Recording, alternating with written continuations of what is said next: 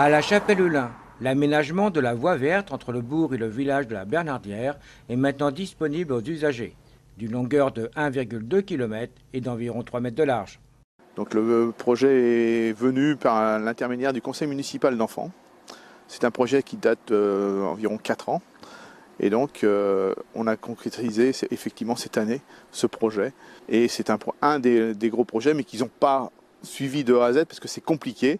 Il fallait quand même, c'était un investissement important, puisqu'il y en a pour 177 000 euros. Et donc ça a été suivi après par la commission voirie. Et au niveau de la sécurité, c'est important pour vous au niveau de la voirie? Ah oui, parce que moi j'avais toujours la crainte pour la sécurité, dans la mesure où on est sur une route départementale à grande circulation, puisqu'ils viennent desservir les entreprises comme Castel ou Drouet.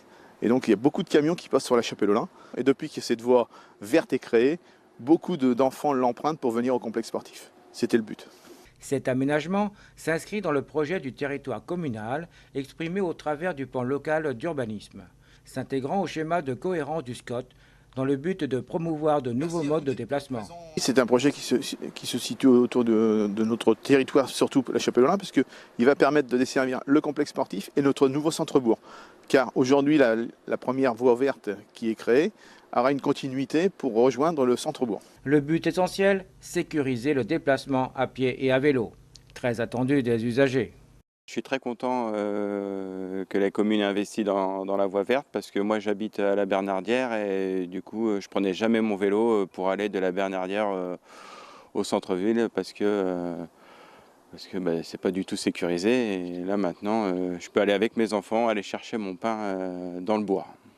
Satisfaction bien entendu de notre député, maire de la Chapelle-Lin à l'époque de la décision de créer cette voie verte. Aujourd'hui, moi je suis très contente, très satisfaite qu'on ait cette réalisation. Donc on avait posé la question aux enfants quand ils ont créé leur conseil municipal des enfants. Qu'est-ce que vous souhaiteriez faire pour votre commune, pour vous, mais pour votre commune d'une manière générale? Et ce projet-là était arrivé largement en tête. Il y avait cadre de vie agréable. En fait, c'était vraiment ressorti sur ça. Un des éléments qui fait que voilà, il fait bon vivre à la Chapelle-Lin, on tranquillise un parcours. Donc ça c'est super. Je l'ai dit, aujourd'hui, il y a quand même une dangerosité à faire du vélo. On est sur des circuits, on va dire des schémas de route pas forcément très larges, où le vélo n'a pas forcément sa place aujourd'hui. Et on a une circulation très importante. Il faut savoir que sur la route, là, qu'on entend bien, sur cette route, on a 4000 véhicules par jour, qui vont pas tous à la même vitesse, qui ne respectent pas forcément tous les règles de sécurité. Et vraiment cet espace de partage de voies, ce qu'on appelle une voie verte, c'est-à-dire qui n'est pas dédiée au vélo, ce n'est pas une piste cyclable, c'est vraiment une voie dédiée pour les trottinettes, les poussettes, les parents, les familles, mais aussi pour le déplacement du quotidien, du vélo, qui a un objectif de vitesse aussi. C'est une voie partagée et on doit apprendre à la partager.